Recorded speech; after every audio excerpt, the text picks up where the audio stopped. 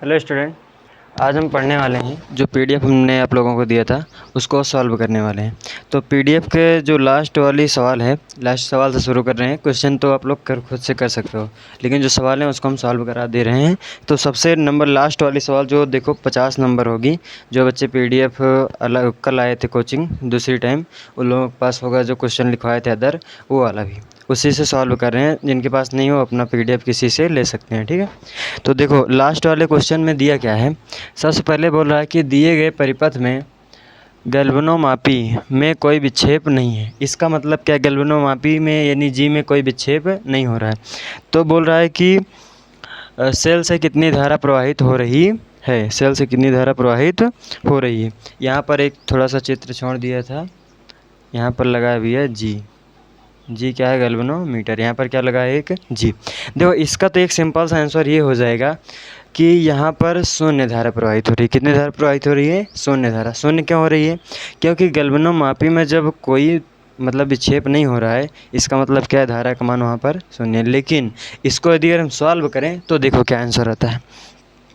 अगर यहाँ से हम सॉल्व करने लगे तो सबसे पहले देखो, अगर धारा मापी में कोई विक्षेप नहीं है, इसका मतलब जो परिपथ है संतुलन की अवस्था में है। संतुलन की अवस्था का सूत्र क्या होता है, P/Q बराबर में R/S। ये क्या होता है, तुम्हारा सूत्र होता है। ये सूत्र हमने पढ़ाया है, ये सूत्र आप सभी लोग जानते हो। अब यहाँ पर एक बात ध्यान से देखो, यहाँ से जो धारा चली थी, ठीक है, ये देखो दो पार्ट में डिवाइड हो गई, एक उधर चली गई है, एक इधर। हमने बताया था यहाँ पर होता है P, यहाँ पर होता है Q, यहाँ पर होता है R, यहाँ पर क्या होता है S। इतना होता है, इतनी कोई दिक्कत नहीं है। अब जितने मान दिए हैं उसके मान रख दो। P का मान कितना दिया भैया, 3 ओम। कितना दिया है, 3 बटे Q का मान हमें नहीं पता, R दिया है, R को हमें क्या करना है, ज्ञात करना है। बराबर लगाओ। R कहाँ पर है, R यहाँ पर है। R के जवाब कितना दिया है, ओम 4 ओम दिया है। बटे में यस के जवाब कितना दिया है, 12 ओम दिया है। 4 इकन्नम 4, 4 तिहाई 12।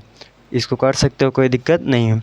यहाँ पर कितना हो जाएगा, 3 बटे R बराबर में ऊपर हो गया 1 बटे में 3। अब इसका क्या करा दो, तिर्यक गुणा। जब तिर्यक गुणा करा दोगे तो यहाँ से R इकन्नम कितना हो जाएगा, R बराबर लगाओ। 3 का गुणा 3 में करोगे कितना हो जाएगा, 9। R का मान कितना आ गया भैया, 9। ठीक है, इतने में कोई दिक्कत नहीं है। जब तुम्हें R का मान पता चल गया है तो तुम्हें एक सूत्र पता होगा, R बराबर V/I। R बराबर सूत्र क्या होता है, V/I। सूत्र लगा दो, R बराबर V/I। R बराबर V/I, सॉरी I बराबर में V/R होता है सर। I बराबर में क्या होता है, V/R। तुम्हें R का मान पता है, R का मान क्या है पता है, लेकिन B का मान नहीं पता। B का मान यहाँ पर बैटरी जो लगी है यहाँ पर दिया था, हमने भूल गया था लिखने के लिए। यहाँ पर दिया भी है 24 ओम, 24 वोल्ट दिया। कितना दिया है, 24 वोल्ट। B का मान पता है, R का मान पता है, I का मान निकाल सकते हो। I बराबर करोगे, V का मान कितना है यहाँ पर 24, B का मान कितना रख दोगे 24 बटे R का मान अभी निकाले हो, R का मान कितना निकाले हो 9। R का मान कितना निकाले हो 9। काट दो इसको, 3 8 24, 3 त्रिक का 9। I बराबर में कितना आ गया, 8 बटे 3। इसको और काट दो, कितनी बार जाएगा, 2 बार। 3 दूनी 6, यहाँ पर 2 बचा, 0 बढ़ाओगे पॉइंट लगा दोगे। 3 छंग 18, 3 छंग 18, फिर से 2 बचेगा, ऐसे जाता चला जाएगा। यानी I का मान कितना आ गया भैया, 2.66।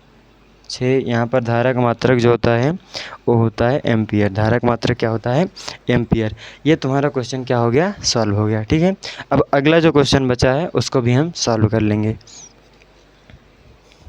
इसको स्क्रीनशॉट कर लो।